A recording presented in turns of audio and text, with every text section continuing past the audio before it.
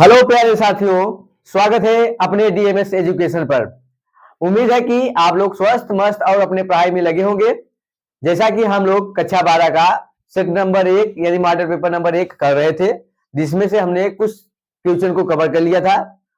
अब हम लोग अपने बाकी हुए क्वेश्चन को कवर करने वाले हैं। यदि आप लोग इस लेक्चर को प्रारंभ करने से पहले हम आपको बता देना चाहते हैं कि हमने पहले 2 लेक्चर कर चुके हैं, जिसमें से हमने कुछ क्वेश्चन को कर लिए थे और बाकी सभी क्वेश्चन जो बाकी है आज हम इस लेक्चर में करेंगे। उम्मीद करता हूं कि यदि आप लोग पिछला लेक्चर नहीं देखे होंगे तो आप लोग इस लेक्चर के बाद अवश्य देखिएगा, जिससे कि आपको पूरी तरह से मॉडल पेपर को समझ में आ जाए। तो चलिए देरी न करते हुए हम लोग अपने अगले क्वेश्चन की तरफ बढ़ते हैं, जो कि दिया है। तो प्रश्न नंबर 6 का कर दिया है, वृत्त X square plus Y square बराबर ए स्क्वायर से घिरे क्षेत्र का क्षेत्रफल ज्ञात कीजिए। हमें यह क्वेश्चन दिया है, तो हम लोग चलिए इस क्वेश्चन को सॉल्व करते हैं। क्या दिया है, एक वृत्त है, तो उस वृत्त द्वारा घिरे क्षेत्र का क्षेत्रफल ज्ञात करना है। तो मान लीजिए ये आपका वृत्त है, तो आप लोग गोला सही बना लीजिएगा। ये वृत्त है, इस वृत्त के केंद्र से मान लीजिए एक्स अक्ष, एक्स डैश और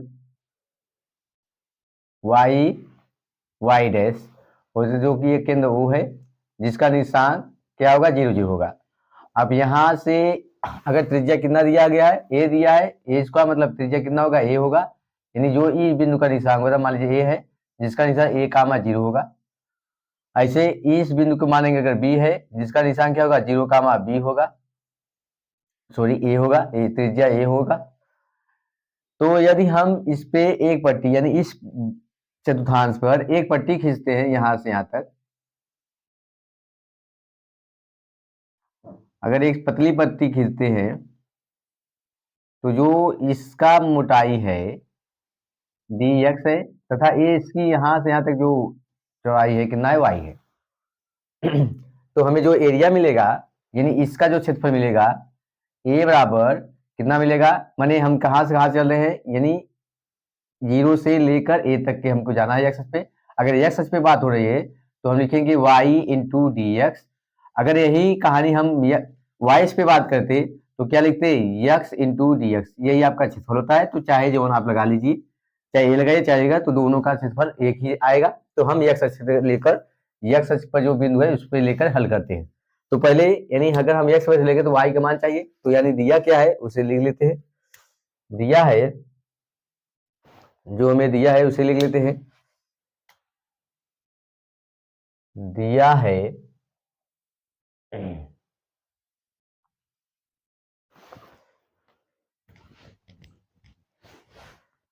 दिया है हमें वृत्त X square plus Y square बराबर कितना दिया है, ए स्क्वायर दिया है। तो यहां से हम वाई का गणना करते तो वाई का जो मान आएगा ए स्क्वायर, एक्स को बचाना करेंगे एक्स स्क्वायर आएगा, स्क्वायर हटाएंगे तो क्या बन जाएगा यहाँ पर रूट, माने वाई के गणना हो गया। अब हम लोग क्षेत्रफल की बात करते हैं, तो यानी वृत्त X square plus Y square बराबर ए स्क्वायर द्वारा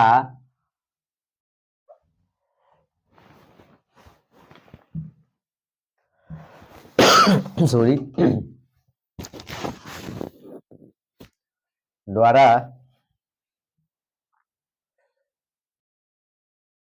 से घिरे क्षेत्र का क्षेत्रफल, मान लेते हैं ए है, यानी ए बराबर हम फॉर्मूला क्या लगे रहे हैं, कहां से 0 से कहां तक जा रहे हैं, ए तक जा रहे हैं, माने 0 से ए। वाई कितना है, वाई है, और इंटू मोटाई कितना डी एक्स है। तो चलिए हम यहाँ पे वाई मान रखते हैं, तो ए बराबर कितना आएगा। अब देखिए हमें तो यानी एक भाग का क्षेत्रफल नहीं मिला है, हमें पूरे वृत्त का क्षेत्रफल चाहिए। यानी अगर एक भाग का क्षेत्रफल आ रहा है कितना, 0 से ए वाई इंटू डी एक्स आ रहा है, माने इस भाग इस भाग इस भाग इस भाग का क्षेत्रफल होगा। यानी 4 भाग है, तो चारों भागों का क्षेत्रफल ज्ञात करना है साथ ही, तो हम यहाँ पे क्या करते हैं, 4 का गुणा कर देते हैं। तो यानी 4 गुणते 0 से a, y मान कितना निकाले हैं, अंडर में a square minus x square dx। अब हम जानते हैं अंडर में a square minus x square का जो फॉर्मूला होता है, ये जो इसका एरिया आएगा यानी 4, अब इसका जो समाकलन आता है कितना आता है, यानी x/2, x दिया हुआ फलन का वही सोम जो फलन दिया है वही लिख देते हैं, इन plus a/2, a square by 2 होता है, कितना होता है, a square by 2 sine inverse x/a, x/a समाकलन हो गया, लेकिन लोअर लिमिट कितना है, 0 है, अपर लिमिट कितना है, a। तो हम इसका प्रसार जो करते हैं 4 मान रखने पर अपर लिमिट पर लिखा था, मैंने कितना हो जाएगा, a/2 ब्रैकेट में a स्क्वायर, सॉरी अंडर में रहेगा, यहाँ पे अंडर में a स्क्वायर, एक्स है a रखे तो मैंने a स्क्वायर हो जाएगा, फिर plus a square by 2 sine inverse x की जगह a/a, ये तो अपर हो गया, फिर माइनस माइनस, अब क्या करते हैं, अगर इसका मान यहाँ 0 रखें तो पूरा 0 हो जाएगा, इसका मान यहाँ पे 0 रखें तो साइन 0 मान क्या हो जाएगा, 0 हो जाएगा, मतलब ये टोटल 0 क्या हो जाएगा, आप रखना चाहे रख लीजिएगा, लेकिन इसका मान क्या होगा, टोटल 0 होगा। जब हम अपर लोअर लिमिट रखते हैं तो x गए पूरा 0, यहाँ रखेंगे तो x 0, इसका मान 0, तो हमारी टोटल 0, यानी यहाँ पे हम डायरेक्ट लिख देते हैं 0। ठीक, तो a का जो मान निकला, एक मान यहाँ पे देखिए a कैंसिल 0 आएगा तो ये पूरा 0 हो जाएगा, a पद 0 हो जाएगा तो बचेगा a पद, तो a पद बचेगा यानी 4 इंटू a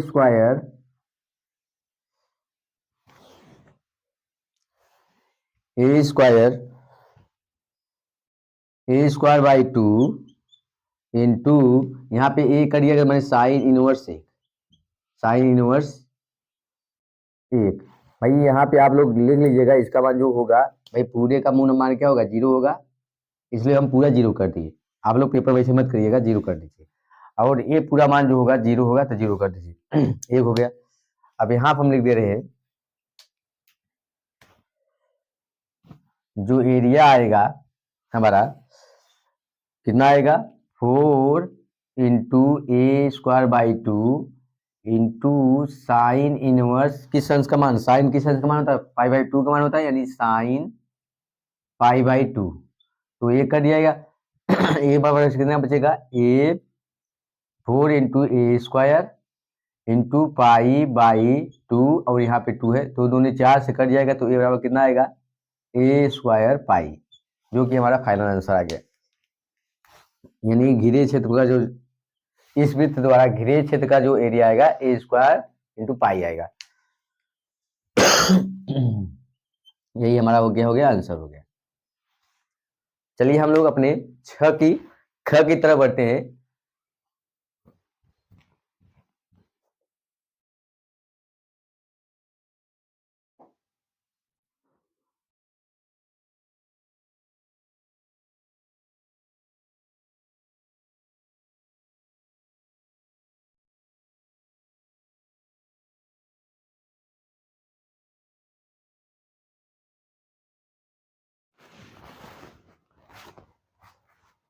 प्रश्न नंबर 6 का ख दिया है, यदि बिंदुओं ए बी सी तथा डी की स्थित सदिश क्रमशः आई कैप प्लस जे कैप प्लस के cap, comma 2 I cap plus 5 J cap, comma 3 I cap plus 2 J cap minus 3 K cap, और आई cap minus 6 J cap minus K cap है, तो रेखाओं ए बी तथा सी डी के बीच का कोण ज्ञात कीजिए।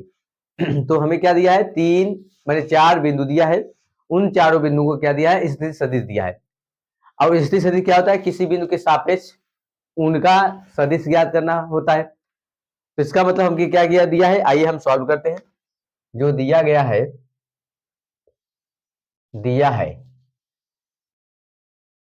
क्या दिया है, हमें चारों बिंदु का स्थिर सदिश दिया है, स्थिति सदिश।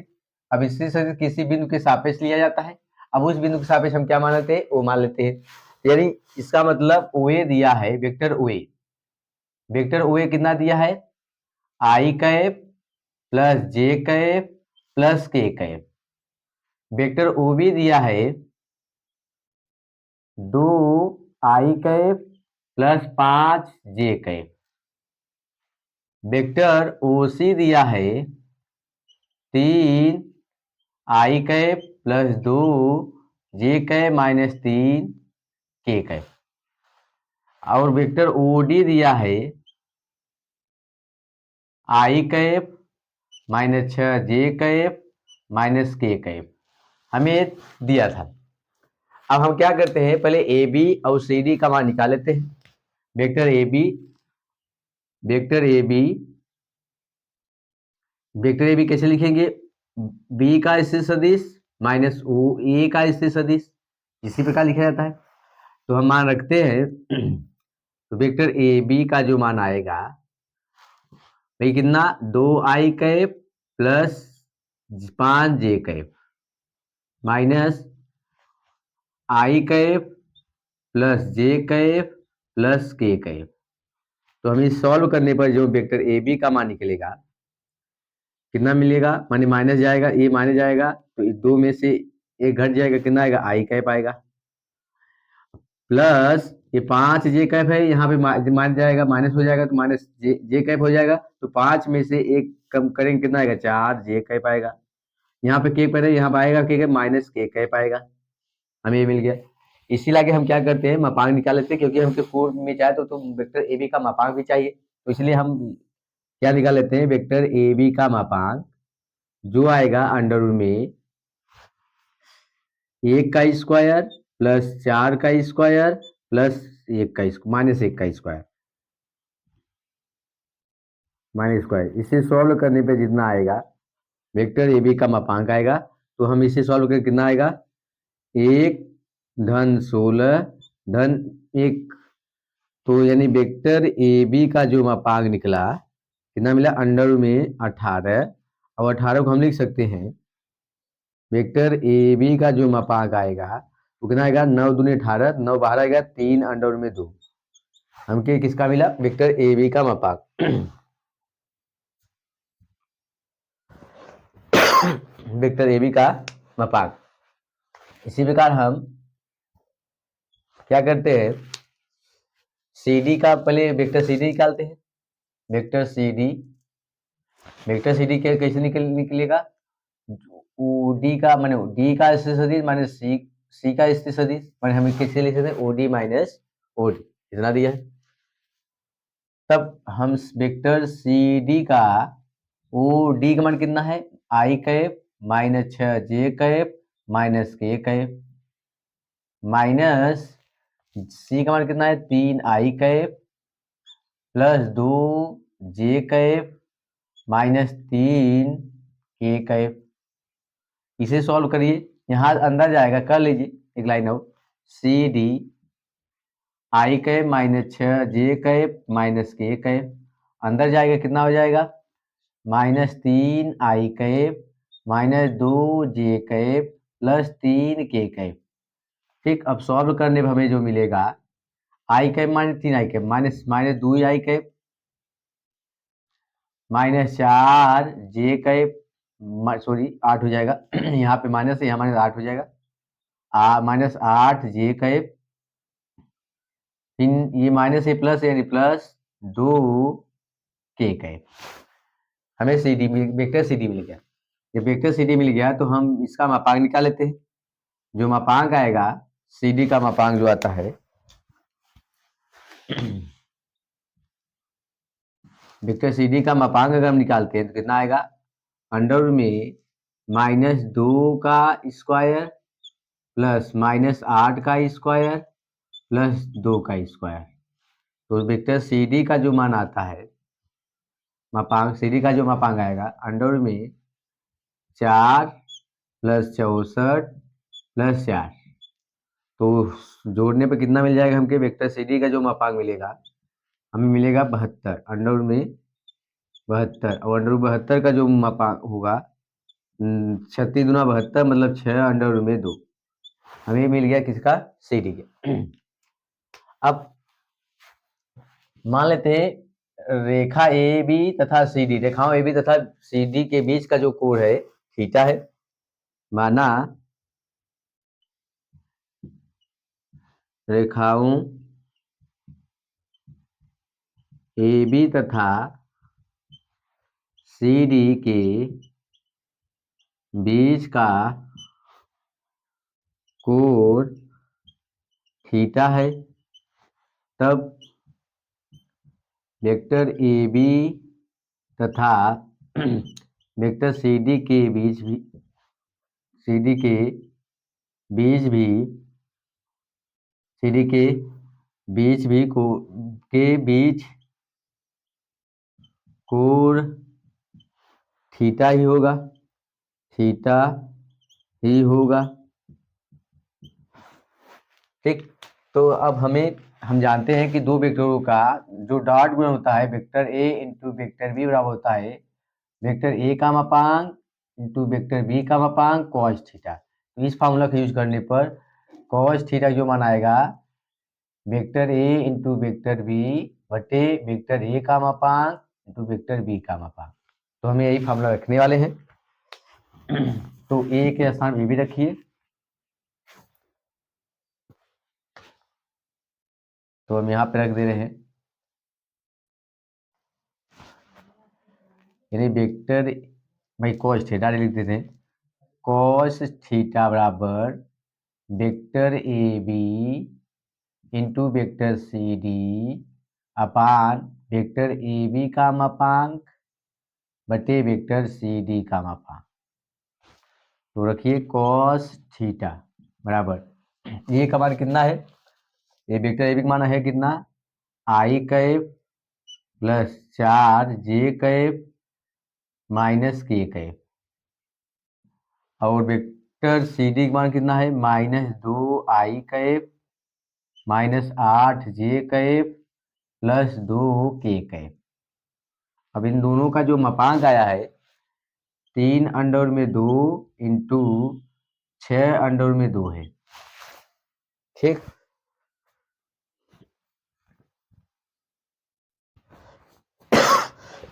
सॉरी।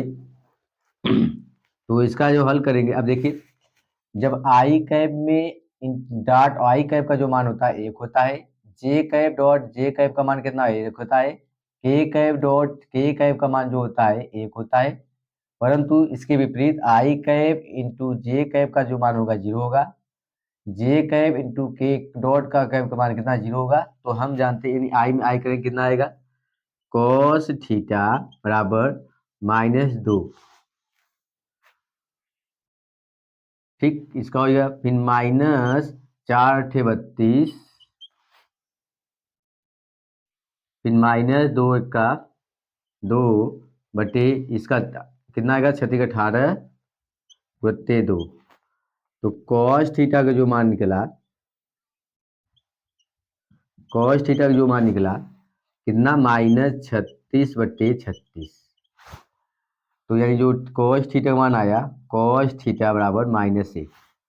तो कॉस -1 किस अंश का मान होता है? कॉस पाई अंश का मान होता है। कॉस थीटा बराबर cos pi, cos cos cut गया, थीटा बराबर कितना आ जाएगा? पाई, जो कि हमारा यही आंसर है।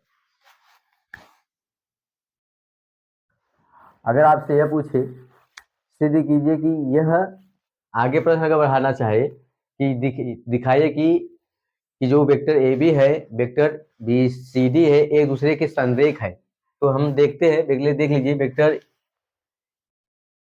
ये जो है वेक्टर ए बी है और ये क्या है? वेक्टर बी है। माइनस अगर कॉमन लेते हैं, अगर हम माइनस कॉमन लेते हैं तो हम देख रहे हैं कि जो यानी ये एक दूसरे के माने आधा है, तो ये क्या है? इसका आधा है। इसलिए हम दिखा सकते हैं कि इनमें से 2 कॉमन लेने पर ये और ये समीकरण दोनों बराबर आएगा।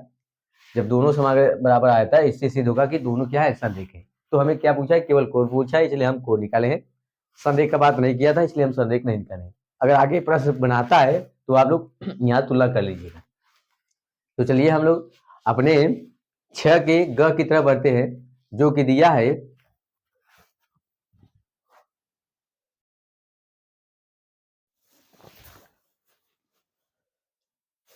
प्रश्न नंबर 6 का ग, z बराबर 4x प्लस वाई का अधिकतम मान आरेखित वृत्त द्वारा निम्नलिखित अवरोधों के अंतर्गत ज्ञात है।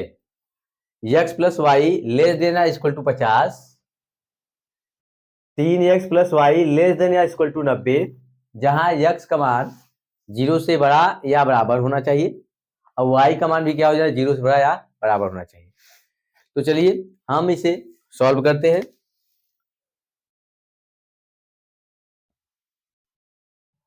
तो दिया है क्या दिया है देख लीजिए भाई, x plus Y less than ना लेके हम इक्वल टू ले लेते हैं, इक्वल टू 50। समीकरण 1 हो गया। 3x plus Y equal to कितना ले लीजिए, 90 ले लीजिए। माने यहाँ पे लेस देन भाई 50 से छोटा होना चाहिए, कुछ भी हो सकता है। 90 से छोटा हो मैंने छोटा हो कुछ भी हो सकता है, लेकिन हम दोनों को इक्वल टू मान सकते हैं। इसे समीकरण क्या मान लीजिए, 2। अब क्या करते हैं, हम जानते हैं ये दोनों रेखाएं क्या दर्शा रही है, एक रेखा दर्शा रही है और एक रेखा को हल करने के लिए हमें खींचने के लिए 2 बिंदु की आवश्यकता पड़ती है। तो हम अलग अलग करके 2 बिंदु पहले याद कर लेते हैं। पहले समीकरण 1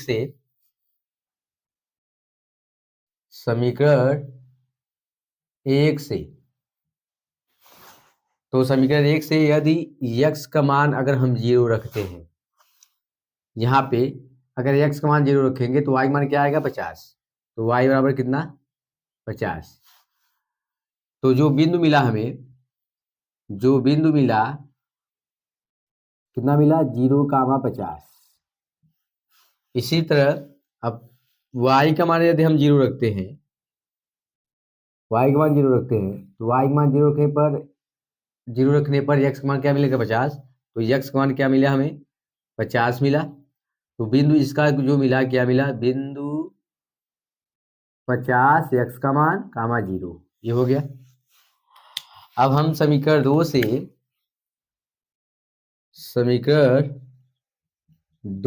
से फिर वही कहानी होगी कि एक बार x बराबर क्या रखें, 0 रखें। अगर यहाँ पे x का मान 0 रखते तो y का मान क्या मिलेगा हमें, y बराबर मिलेगा 90। और जो बिंदु मिलेगा हमें कितना मिलेगा, 0,90। यदि y का मान 0 रखते हैं तो x का मान कितना मिलेगा, यहाँ पे देखिए y 0 तो कितना मिलेगा, 3x बराबर 90 आएगा। अब 3x बराबर 90, इसका मतलब x बराबर कितना, 30। तो बिंदु जो मिला हमें, क्या मिला, 30,0। अब इन दोनों समीकरणों को भाई अब देखिए समीकरण है तो पहले देख रहे थे कि इसका गुणांक 1 है, इसका गुणांक कितना है, 3 है। इसका गुणांक 1 है, इसका गुणांक कितना है, 1 है। तो हमके साफ पता चला है कि जब यानी a1 और a2, हम कक्षा 10 में पढ़ चुके हैं कि a1 और a2 का अनुपात b1 और b2 के अनुपात के बराबर नहीं आता है, तो किस प्रकार का समीकरण रेखाएं होती है, परिच्छेदी रेखाएं होती है। और परिच्छेदी रेखाएं का यही गुणधर्म होता है। तो इसका मतलब ये सिद्ध हुआ कि जो ये दोनों x का गुणांक 1 कितना, 1/3 आएगा, इसका गुणांक 1 और 1 माने 1/1 आएगा। दोनों का गुणांक आपस में बराबर नहीं आ रहा है। जब आपस में नहीं बराबर आ रहा था, इससे ये सिद्ध हो गया कि जो दोनों रेखाएं परिच्छेदी रेखाएं हैं और परिच्छेदी रेखाओं के कितने हल होते हैं, 1 हल होते हैं। इसका मतलब ये दोनों रेखाएं कहीं ना कहीं काटेंगी, जहां काटेंगे उस बिंदु का निशान चाहिए हमें। तो वही हम क्या कर रहे हैं, उस बिंदु का निशान ज्ञात करेंगे, x और y का मान ज्ञात करेंगे। तो समीकरण 1 व 2 को घटाने पर, या समीकरण 2 में से समीकरण 1 को घटा दीजिए। तो चलिए हम लोग घटाते हैं। समीकरण 2 माइनस समीकरण 1, तो घटाएंगे कितना आएगा, देखिए यहां से देख लीजिए, लिख दे रहे हैं कि 3x प्लस वाई बराबर कितना दिया है 90, और x प्लस वाई बराबर कितना दिया है 50। इन दोनों को घटाने पर ये माइनस होगा, ये माइनस होगा, ये माइनस होगा, तो यहाँ से y कैंसिल हो जाएगा। तो 2x बराबर कितना 40, यानी जो x का मान हमारा आएगा तो x बराबर कितना आ जाएगा 20, यानी x का मान हमारा कितना निकला 20। यहाँ से नहीं दिख रहा है,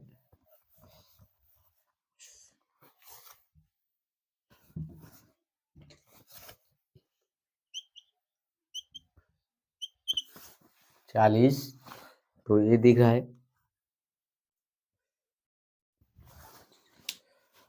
अब हम क्या करते हैं, यहाँ पे तो x का मान जो आएगा कितना आएगा भाई 40/2 मैंने 20 आ जाएगा, डायरेक्ट लिख दे हैं।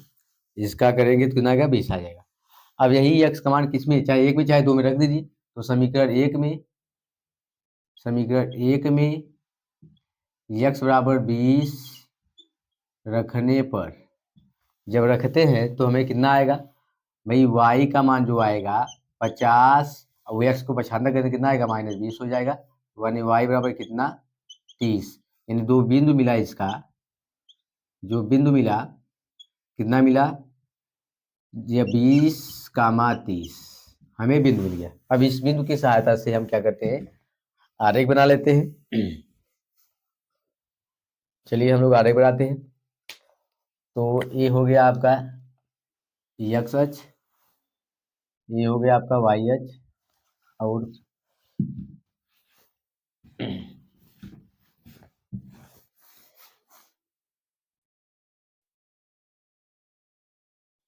ये आपका हो गया x अक्ष, ये आपका हो गया y अक्ष। सीधा रेखा सीधा खींचिएगा, यहाँ पे 0। अब कितना 1 2 3 4 5 6 7 8 9 x। यहाँ x डैश ले लीजिए, यहाँ y डैश, यहाँ y डैश आप लोग बना लीजिए कायदे से। इसमें यहाँ 1 लिख दीजिए, यहाँ 2, यहाँ 3, यहाँ 4, यहाँ 5, यहाँ 6, यहाँ 7, यहाँ 8, यहाँ 9। बिंदु कहीं ऋणात्मक नहीं है, इसलिए हम ऋण चिन्ह नहीं लिए। अभी y एच पे कितना, अब 10-10 का अंतराल ले लीजिए, ठीक रहेगा, क्योंकि भाई कितना है 90 है, तो 90 तक गया है तो 10-10 का 10 20 30 40 50 60 70 80 90। ऐसे यहाँ भी 1 10 20 30 40 50 60 70 80 90। आप लोग अपने स्केल से एकदम सही से बनाइएगा। 0 10 20 30 40 50 60 70 80 90। ठीक। अब पहला समीकरण का जो बिंदु दिया है 0,50, यानी x 0 है, x कितना है 0 है, और y कितना है 50 है, मतलब पहला बिंदु यहाँ मिला। दूसरा बिंदु 50,0 मतलब यहाँ पे मिला। तो यहाँ से हम इन दोनों को मिलाते हैं, ये हो गया आपका पहला रेखा, जिसका निशान मिला है कितना 50,0, और इसका जो निशान मिला है यहाँ लिख दे रहे हैं, यहाँ पे 0,50। अब इसी प्रकार दूसरे का 0,90 यहाँ पे है, और 30,0 यहाँ पे है। इन दोनों को मिला दीजिए। अब जहाँ पे प्रच्छेद कर रहे हैं एक दूसरे को, यही बिंदु क्या हो गया आपका 20,30 हो गया, और ये जो बिंदु निशान मिला 30,0 मिला, और ये जो निशान मिला 0,90 मिला। तो हमें आरेख मिल गया। ये जो था पहला रेखा था, समीकरण 1 था, और ये जो हम खींचे समीकरण 2 खींचे। ठीक, यहाँ पे नाम लिखना चाहिए, आप नाम लिख दीजिएगा, समीकरण 1 और समीकरण 2 यहाँ लिख दीजिए। अब क्या कह रहा है कि जेड का मान ज्ञात कीजिए। तो जेड का मान ज्ञात करने के लिए आप एक पैमाना बना लीजिए। जेड के अधिकतम मान के लिए, जेड के अधिकतम मान के लिए हमें क्या दिया है, जेड बराबर दिया है, जेड बराबर कितना दिया है, 4x प्लस वाई। चलिए हम लोग अलग अलग बिंदु से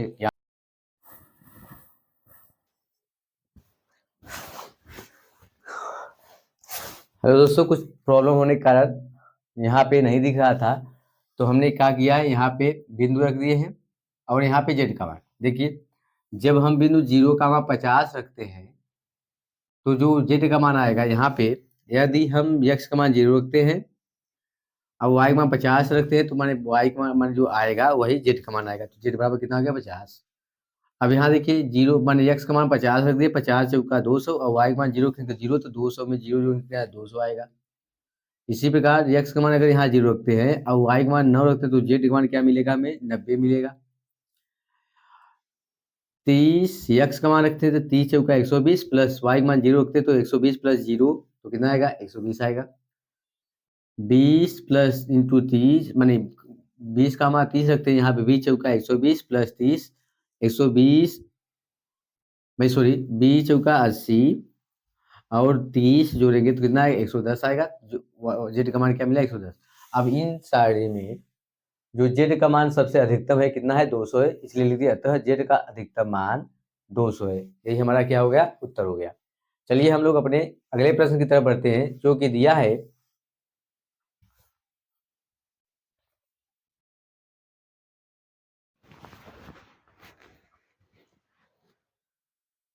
आइए हम लोग 6 के घ की तरफ चलते हैं। 6 का घ क्या दिया है, ए है आपका प्रायिकता का सवाल।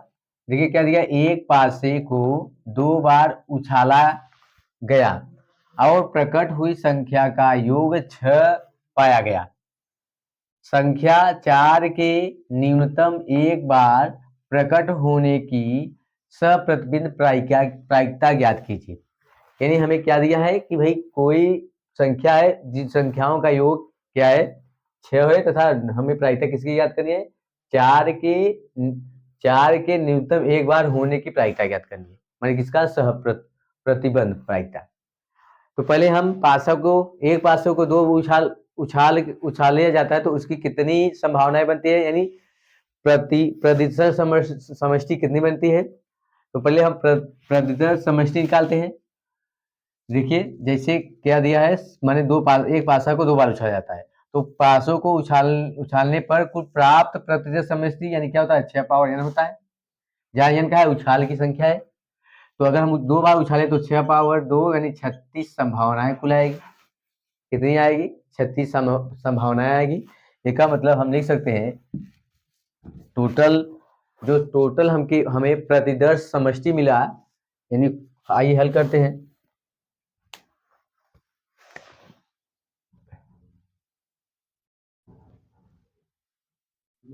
प्रतिदर्श समष्टि जिसे हम s से दर्शाते हैं कितना आएगा, 36। कुल कितना आएगा, 36, क्योंकि 2 बार उछाले तो उछाल माने कुल पासों की उछाला जाता है तो हमें फॉर्मूला क्या होता है, उछालों की संख्या यानी कुल संभावित मान जो आता है 6 पावर n, यानी 6 पावर n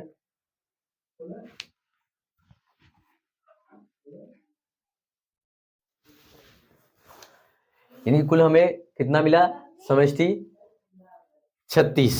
अब आइए हम लोग, भाई आप अगर याद कर पाए तो याद कर लीजिए, या तो आप लिखिए कुल 36 संभावनाएं क्या होती है, लिखिए। आइए लिख देते हैं हम, तो यहाँ पे लिख देते हैं। जैसे ये 36 संभावना क्या क्या मिलेगी, यानी या तो एक पहले बार में एक दूसरे बार में एक आएगा, या पहले बार में एक दूसरे बार में एक 2 आएगा, पहले बार में एक दूसरे बार में 3 आएगा, पहले बार में एक दूसरे बार में 4 आ सकता है। भाई इसी प्रकार से हम लिखते चले जाएंगे टोटल 36 संभावनाएं। अब या तो 2,1 पहले बार में 2 आएगा, दूसरे बार में 1 आएगा, तो पहले बार में 2 दूसरे बार में 2 पहले बार में 2, दूसरे बार में 3, पहले बार में 2, दूसरे बार में 4, पहले बार में 2, दूसरे बार में 5,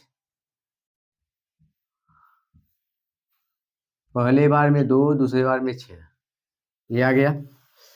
अब ऐसे या तो पहले बार में 3, दूसरे बार में 1, पहले बार में 3 लिख लीजिए आप। अब कितना आएगा? 2, 3, 4, 5, 6। इसी प्रकार 4, 4 पहले बार में 4 आ सकता है, जो हमें मिलेगा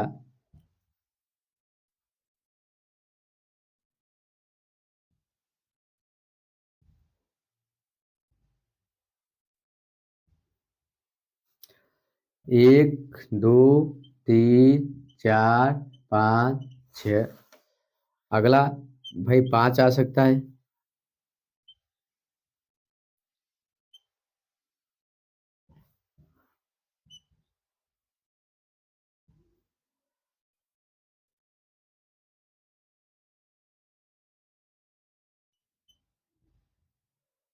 छः, 5, 4, 3, 2, 1, माने 1, 2, 3 आ सकता है। यहाँ पे कामा लगा लीजिएगा।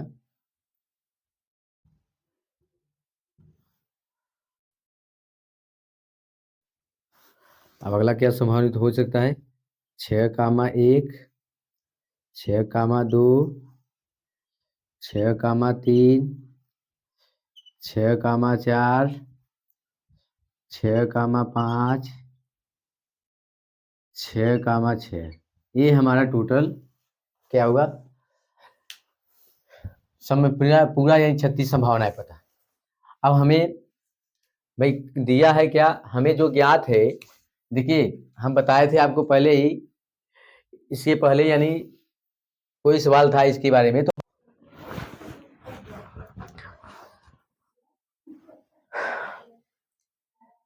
साथियों कैमरे में कुछ प्रॉब्लम होने के कारण वीडियो रुक गया था, तो हमने नहीं देख पाया। तो आइए हम आपको यहाँ से समझा देते हैं कि क्या करना था। हम यहाँ तक आपको बता दिए थे कि जो प्रतिशत समष्टि है, मैंने 2 बार उछाला जाता है, मैं 2 पावर 6 आता है, तो मैं 6 पावर 2 यानी 36 संभावना, तो 36 संभावनाएं हम लिख दिए थे। अब हम क्या किए हैं भाई, जो हमें पूछा जा रहा है उसे ए से प्रकट करते हैं, और जो हमें ज्ञात है हम उसे किससे प्रकट करते हैं? बी से। भाई यहाँ दिया था ए हमें ज्ञात है, कह रहा है प्रकट हुई संख्याओं का योग 6 पाया गया। पाया गया मतलब ज्ञात है। अब जब ज्ञात है तो हम 20 प्रकट किए। तो अब जानिएगा आप लोग सप्रतिबंध, हम इससे पहले एक सवाल बता चुके थे, जो ज्ञात होता है उसे हम बी से दर्शाते हैं, और जो पूछा जाता है उसे हम ए से दर्शाते हैं। तो देखिए हमें क्या पूछा है? कम से कम, मैंने कह रहा है कि 4 के न्यूनतम एक बार प्रकट होने की प्रायिकता ज्ञात कीजिए। हम ये पूछा है, तो हम ए को दर्शा लिया कि मान लिया ए बराबर संख्या 4 के न्यूनतम एक बार प्रकट होना, और बी का मतलब संख्याओं के योग 6 का प्रकट होना।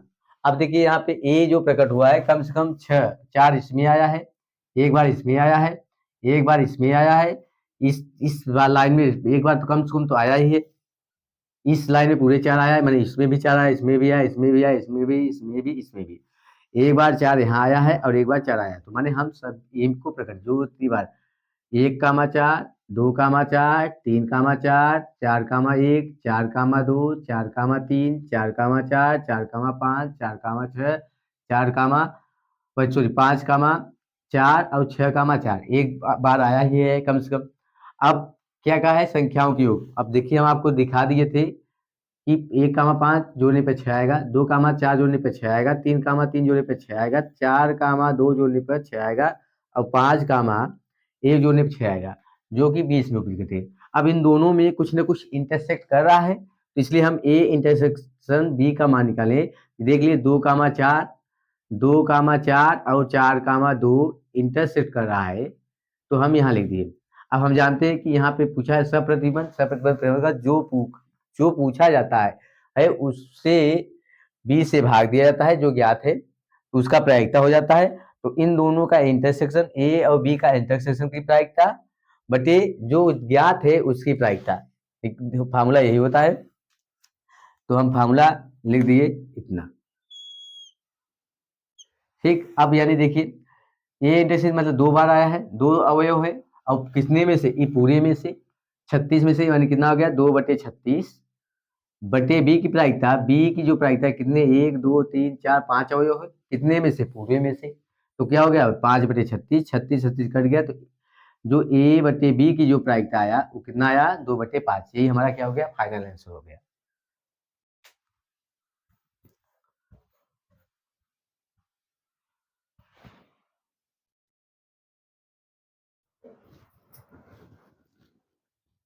देखिए अगला क्वेश्चन दिया है, अवकलन समीकरण X D Y by D X plus 2y बराबर यक्स स्क्वायर का व्यापक समीकरण ज्ञात कीजिए। तो आइए हम देखते हैं जो दिया है।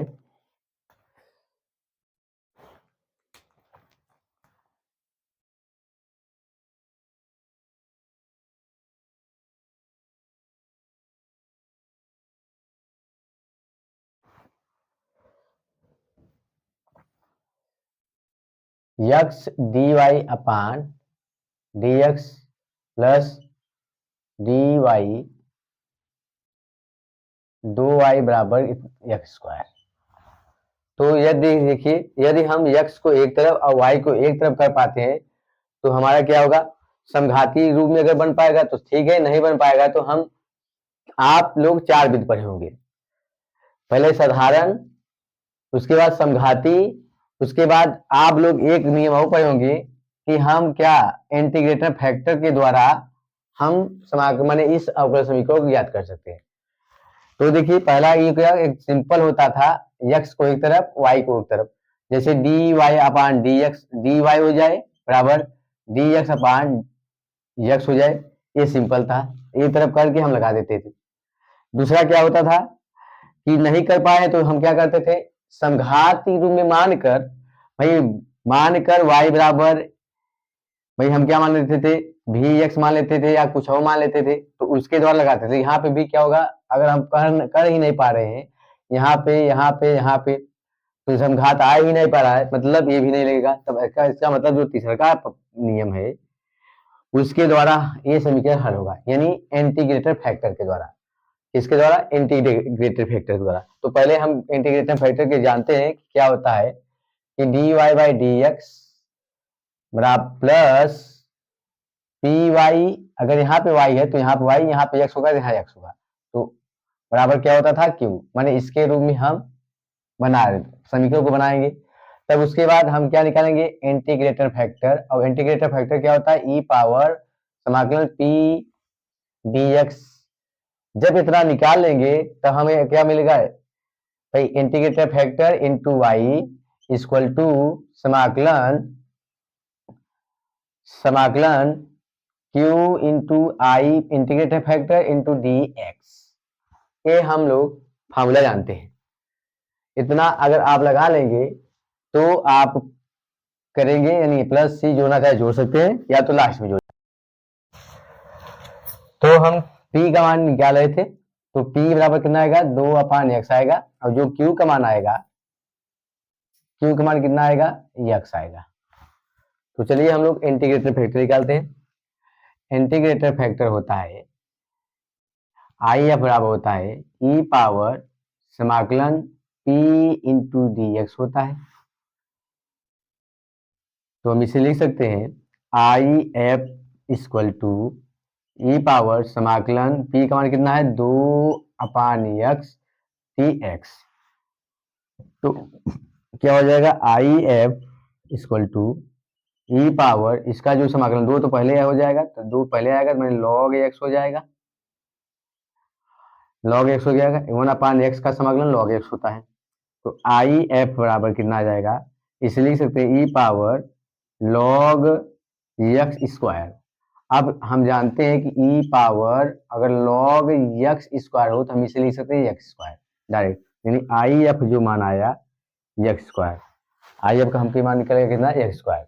अब हमें फार्मूला मिलता है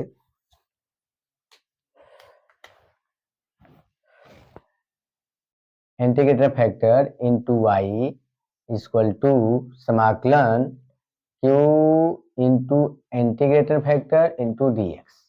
ये होता है। तो रखिए इसका मान क्या रखेंगे, x स्क्वायर इंटू वाई बराबर q का मान कितना है, x into x square D x का समाकलन अब प्लस c यहाँ पे जोड़ दीजिए। तो एक्स स्क्वायर वाई बराबर इसे लिख सकते हैं X Q D X plus C. तो एक्स स्क्वायर वाई बराबर इसका जो समाकलन आ जाएगा एक्स पावर 4 बटे 4, एक्स क्यू का समाकलन एक्स पावर 4 बटे 4 प्लस सी। तो हम भेज सकते हैं y बराबर कितना, भाई इसे लिख सकते हैं एक्स पावर 4 बटे 4 एक्स स्क्वायर प्लस सी अपान एक्स स्क्वायर। तो y का जो मान मिलेगा एक्स का रियल माने एक्स स्क्वायर अपान 4 प्लस सी पावर एक्स पावर -2। तो हमारा जो फाइनल आंसर आया y बराबर एक्स स्क्वायर अपान 4 प्लस सी एक्स पावर -2, जो कि हमारा यही व्यापक रूप है। ये हमारा समाकलन का व्यापक रूप इतना आएगा। चलिए हम लोग अगले क्वेश्चन की तरफ चलते हैं। 7 का कर दिया है। अब आप लोगों को 7, 8, 9 तीन जो प्रश्न है एक एक क्वेश्चन करना होगा, उसमें से इन 7 में से 2 क्वेश्चन दिया जिसमें एक ही करना होगा, 8 में 2 क्वेश्चन दिया एक ही करना होगा, 9 में 2 क्वेश्चन दिया एक करना होगा। तो ए में से आपको तीनों प्रश्न में से एक एक करना होगा। तो हम आपको 7वां का पहला क्वेश्चन बता रहे हैं, जो क्या दिया है, आव्यूह विधि द्वारा निम्नलिखित समीकरण निकाय को हल कीजिए। समीकरण क्या दिया है, 3x minus 2y plus 3z बराबर 8 दिया है। दूसरा समीकरण दिया है 2x plus Y minus Z बराबर 1 दिया है। तीसरा समीकरण दिया है 4x minus 3y plus 2z बराबर कितना दिया है, 4 दिया है। तो आइए हम लोग सॉल्व करते हैं। तो दिया है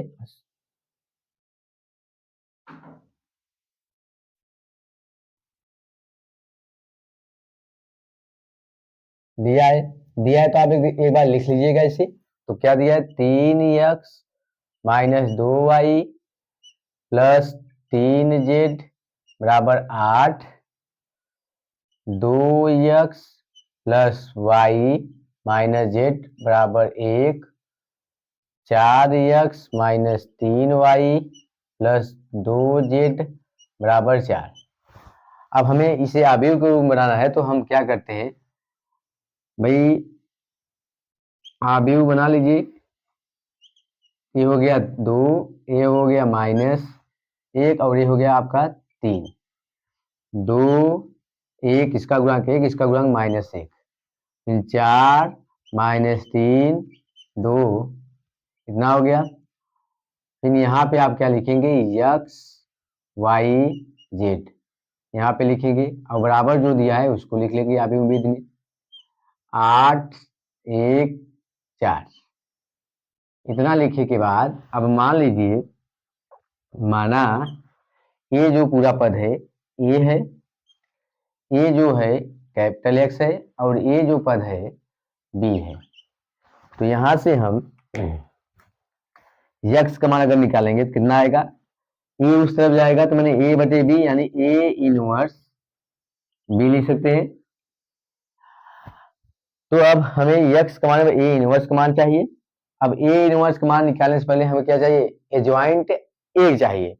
तो चलिए हम एक एक करके निकालते हैं। तो पहले हम ये देखते हैं कि अगर a इनवर्स निकालना है तो हमें ये चेक करना होगा कि दिया गया जो आव्यूह है एडजॉइंट a माने कि ये इसे क्या व्युत्क्रमी है या नहीं है। अगर a का मान माने इस a का मान प्रसार करने पर अगर 0 आता है तो व्युत्क्रमी नहीं है, ठीक है, यानी 0 आएगा तो व्युत्क्रमी है। तो हम क्या निकाल नहीं पाएंगे कुछ। तो चलिए चेक करते हैं कि एक मान जब 0 नहीं आ रहा है तो चलिए, तो पहले हम क्या करते हैं, मॉड a का मान निकालते हैं। तो मॉड ए क्या आएगा, 3 माइनस 2 3, 2 1 माइनस 1, 4 माइनस 3 2, ये हो गया। तो अब हम इससे प्रसार कर लेते हैं, मॉड ए बराबर, अगर हम 3 लेते हैं 3, तो ये खाना छोड़िए, एक खाना छोड़िए, इन दोनों का गुणा करिए, कितना आएगा, 2 1 का 2, फिर माइनस आता है, ये माइनस प्लस, फिर माइनस आएगा तो माइनस, 3 1 का 3, फिर ये क्या होगा भाई, माइनस होता है फिर माइनस 2 हो जाएगा, फिर ये खाना छोड़िए, माने इस पंक्ति को छोड़िए, इस कॉलम को छोड़िए, तो इसका गुणा होगा तो 2 दूनी 4, फिर माइनस इसका और इसका माइनस आएगा, फिर एक माइनस और प्लस हो जाएगा, 4 1 का 4, फिर प्लस 3 लीजिए इस पंक्ति का कॉलम, इसको छोड़िए, इस पंक्ति को तो इसका गुणा करिए, माइनस कितना हो गया 6, 3 दूनी 6 और 4 1 का 4, माइनस 4 1 का 4, तो इसे सॉल्व करेंगे कितना घटाएंगे, कितना आएगा, माइनस 1 आएगा, तो माइनस 3 1 का 3, ये माइनस प्लस हो जाएगा, तो प्लस हो जाएगा, और 4 4 8 दूनी 4 4 4 8 दूनी 16 हो जाएगा, फिर यह माइनस है तो माइनस कितना हो जाएगा 30 हो जाए, माने 10 जोड़ेंगे 30, मैंने गुणा करके कितना आएगा 30 आएगा, इस जोड़ेंगे कितना माइनस 33 प्लस 16, तो घटाएंगे कितना आएगा माइनस 17 आ जाएगा, जो कि ए का जो मॉड है डर ना इक्वल टू 0, इसका मतलब व्युत्क्रमी है, व्युत्क्रमी निकाला जा सकता है। तो चलिए हम लोग अब यानी हमके एडजॉइंट ए का मान चाहिए, तो पहले यानी क्या निकालना है, हमें ए का सगुणनखंड आव्यूह निकालना है, ठीक, ए का सगुणनखंड आव्यूह, ए का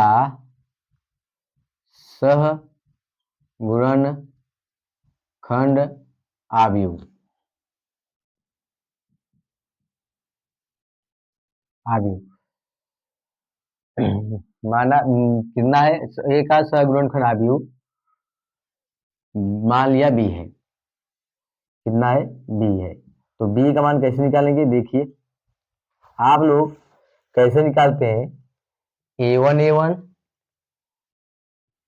a1 a1 a1 a2 a1 3, माने पहला स्तंभ पहला कॉलम, पहला स्तंभ दूसरा कॉलम, पहला स्तंभ तीसरा कॉलम, ऐसे दूसरा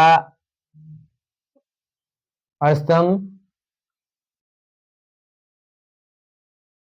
दूसरा स्तंभ पंक्ति, माने पंक्ति बात होता है, यहाँ पे देखिए पहला पंक्ति दूसरा कॉलम, पहला पंक्ति दूसरा कॉलम, पहला पंक्ति तीसरा कॉलम, दूसरा पंक्ति पहला कॉलम, दूसरा पंक्ति दूसरा कॉलम, दूसरा पंक्ति तीसरा कॉलम, इसी प्रकार से हम लोग सगुणन आव्यूह निकालते हैं। तो चलिए पहले ए निकालते हैं, अगर इसके छोड़ते हैं तो हमें ए मिलेगा, इतना मिलेगा, यहाँ पे देखिए ए दोनों मिलेगा, तो मैंने इन दोनों का गुणा करेंगे, कितना आएगा,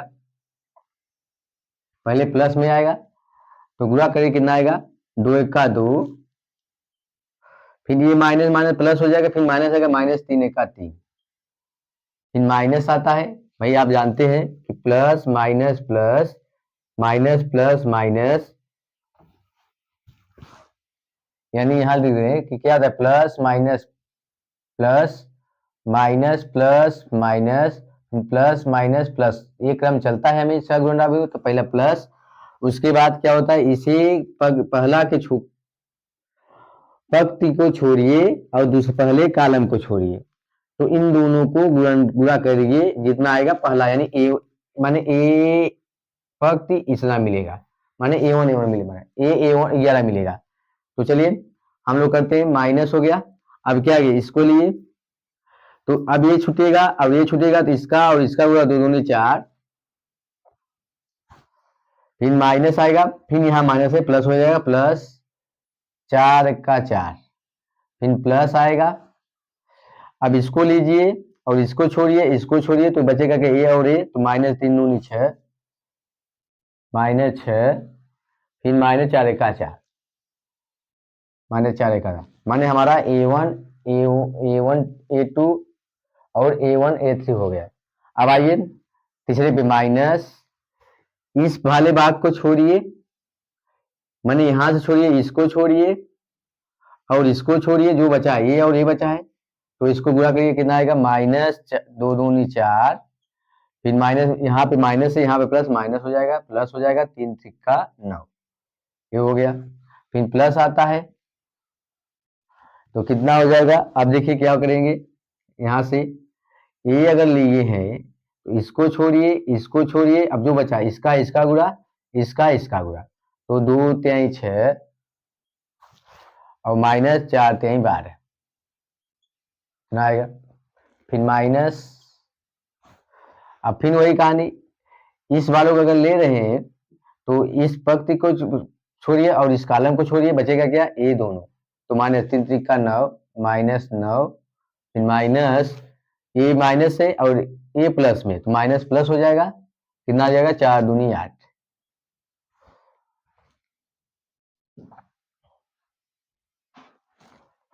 ये हमारा मिला दूसरा का। अब हम तीसरे पे विचार करते हैं, मैंने A31 पर।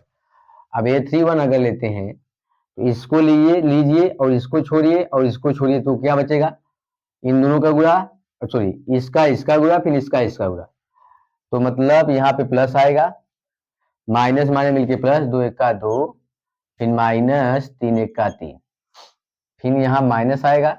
अब इसको माइनस तीन को अगर लेंगे तो इस पक्ष कॉलम को छोड़ेंगे और इस पक्ष छोड़ेंगे, तो इसका गुणा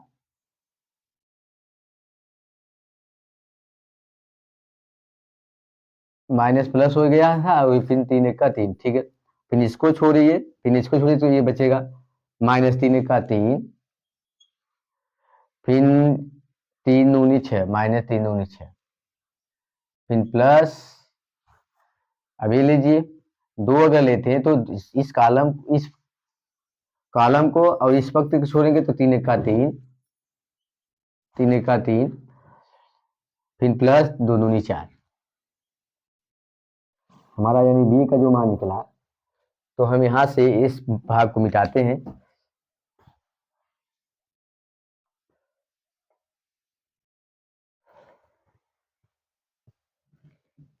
इस भाग को मिटा दे रहे हैं, तो जो बी का मान मिला, हमें क्या मिला,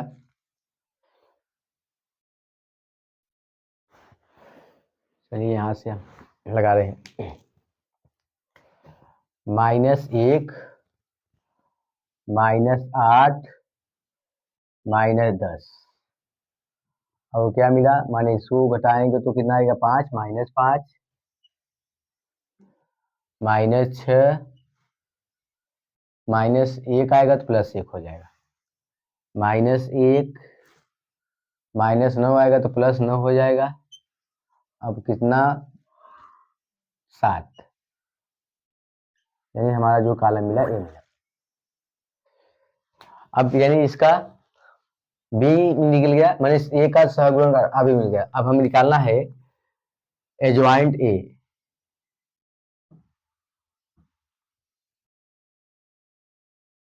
ए डी जे ए क्या होता है, बी का परिवर्त, बी का परिवर्त। अब बी का परिवर्त मतलब क्या होता है, इस स्तंभ को कॉलम बनाइए, जितने भी स्तंभ है उसे कॉलम बनाइए और जितने भी कॉलम है उसे स्तंभ बनाइए, तो यही आपका एडजॉइंट ए होता है। मतलब माइनस एक, माइनस आठ, माइनस दस, माइनस पाँच, माइनस छ, एक, माइनस एक, नौ, सात, हमारा एडजॉइंट ए मिल गया। अब जब एडजॉइंट ए मिल गया तो हमें ए इनवर्स मिलेगा, ए इनवर्स कितना मिलेगा, one upon mod A into A D J, advance A, ये होता है फार्मूला, ये आपका क्या होता है फार्मूला। तो चलिए यहां से लिखते हैं,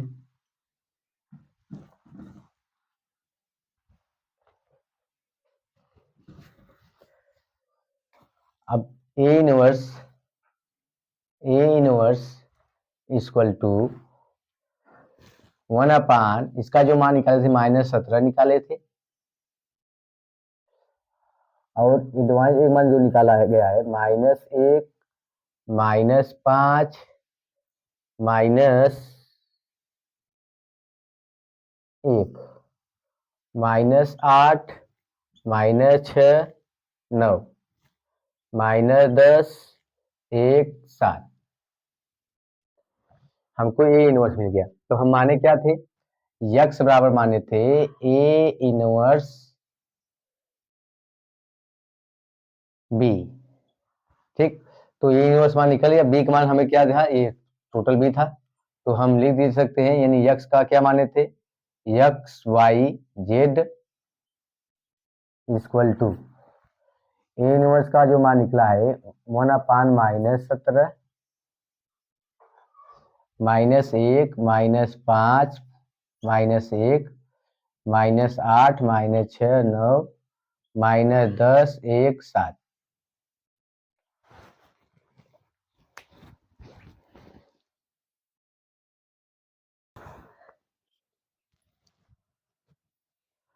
अब क्या करते हैं, यहाँ पे इसका बी का मान रखिए, जो बी का मान रखेंगे कितना रखेंगे 8 1 4, तो यक्स वाई जेड, चलिए हम गुणा करते हैं -1/17।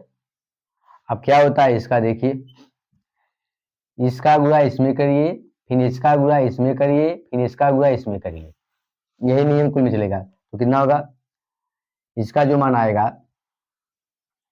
-8 का 8 -5 का 5 -4 का 4, फिर इसी क्रम में भी मैंने 8 × 64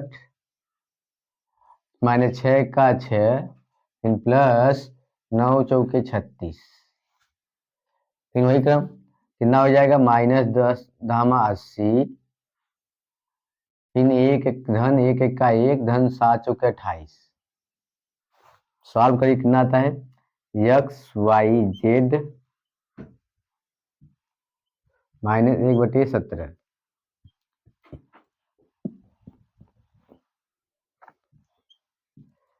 इसको जोड़ें कितना आएगा 8 15 माने -17 आएगा, ये -72 में से अगर हम घटाते हैं 36 कितना आएगा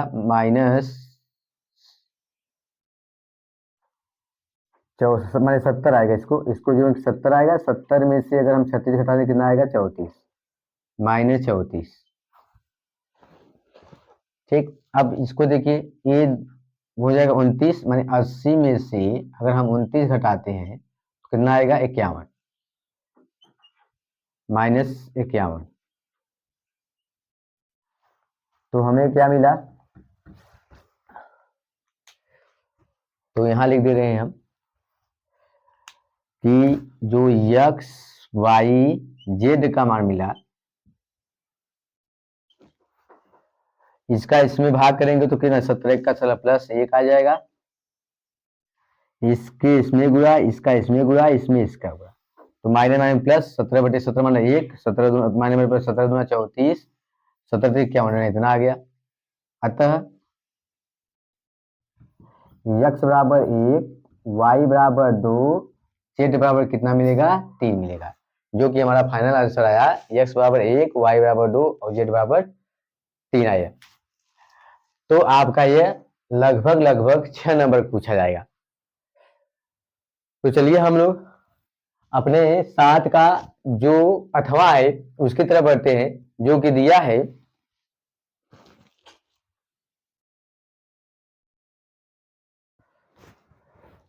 तो दोस्तों 7 का ख दिया है, यदि ए का आव्यूह इतना दिया है तो कह रहा है ए इनवर्स याद कीजिए। तो हम लोग जानते हैं कि अभी ए इनवर्स हम निकाले हैं, हमने क्या निकाला, हम लोगों ने ए इनवर्स निकाले हैं। जिस तरह पिछले वाले ए का मान दिया था तो पहले ए का मापांक निकाल लीजिए, अगर 0 नहीं आता है तो व्युत्क्रमी आव्यूह है, अगर 0 आ जाएगा क्या होगा, व्युत्क्रमी आव्यूह नहीं है। अगर यानी 0 नहीं आता है तो व्युत्क्रमी आव्यूह है, अगर 0 आ जाएगा तो बिटकॉइन अभी नहीं है, तो मैंने हम पहले चेक करते हैं मॉड 1 मान निकालने के बाद। अगर मॉड 1 मान 0 नहीं आएगा तो हम बिटकॉइन अभी निकाल सकते हैं। तो अब हम लोग, आप लोग आशा करते हैं कि यह क्वेश्चन आपके लिए दे रहे हैं, आप लोग अवश्य करिएगा, जिससे कि आपका प्लेटलिस्ट बना रहे हैं। तो आज के लिए इस सेशन में बस इतना ही। तो बचा है कितना, 8 और 9। तो कल हम आपका इस मॉडल पेपर को समाप्त कर देंगे। 8 और 9 कल बताने के बाद हम यह मॉडल पेपर समाप्त हो जाएगा, तो हम लोग दूसरा मॉडल पेपर स्टार्ट करेंगे। तो आशा करता हूं कि आप लोग यह क्वेश्चन लगा लेंगे। तो दोस्तों, यदि आपको यह वीडियो अच्छा लगा हो तो लाइक करिए, शेयर करिए और सब्सक्राइब करिए। धन्यवाद।